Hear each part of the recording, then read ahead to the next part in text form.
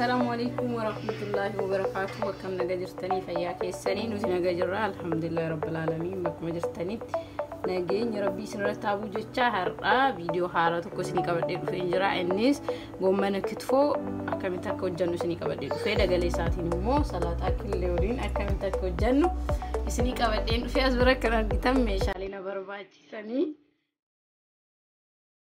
kun gommana gurraacha yoo ta'u asitti immoo salaataadha, asitti sooqidha, asitti immoo killeedha. Kun qunda barbaree mixmixaa fi dhadhaadha jechuudha. Amma akkuma agartan asitti distii korra kaadheen jira, bishaan danfee jira waan ta'eef gommana itti naqaa.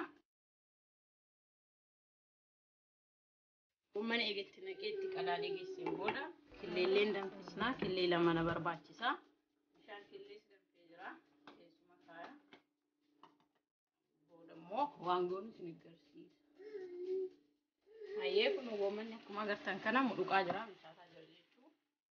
Goommana feetan fayyadamuu dandeessu. Goomman baay'ee namatti toludha. Goommana gurraacha. Ishaansee immoo kunoo killeenis asiin gahaa jira. Killee lama irra godhee amma haga goommanni sun nu gahutti maal goona salaaxaa sinigarsiisisan qopheeffanna jechuudha. Cicarree fayyaadhaafis bareeda. Kuduraa muduraa yoo fayyadaman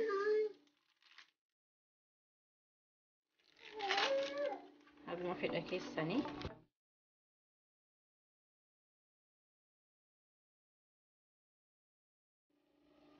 Timaatimii illee isitti akkatti itti fayyadamna. Dura isinitti himne dhiifama.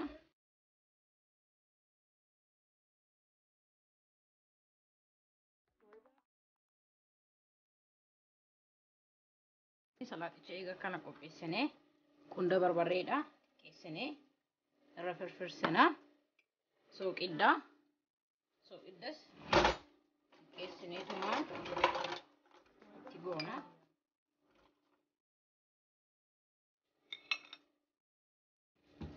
San booda asitti kun loomiidha.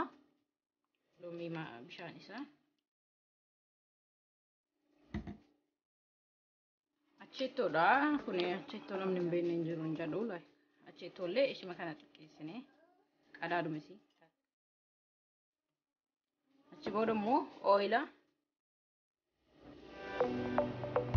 eegatti gooneen booda kana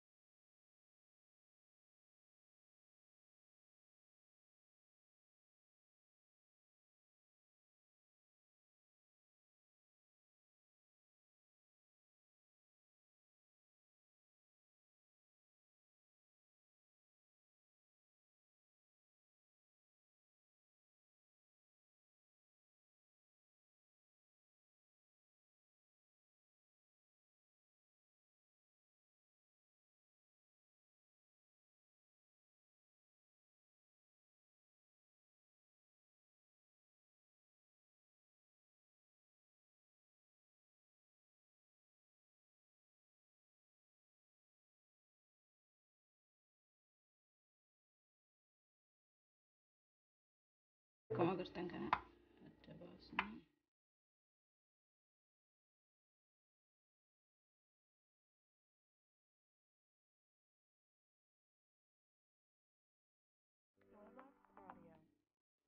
Oke, kun lachuu haala argitan kanaan qopheessee jira. Asitti salaaxaa killee waliin qopheessee jira. Timaatimii itti godhee waan biraan fayyadamne wantootuma argitan isa itti fayyadamee asii kunoo goommanni kitfoon isa kana buddeena qopheessee jiraame wajjin qammasne teestii isaa laallaa. Bismillah mee teestii isaa isiniif hima.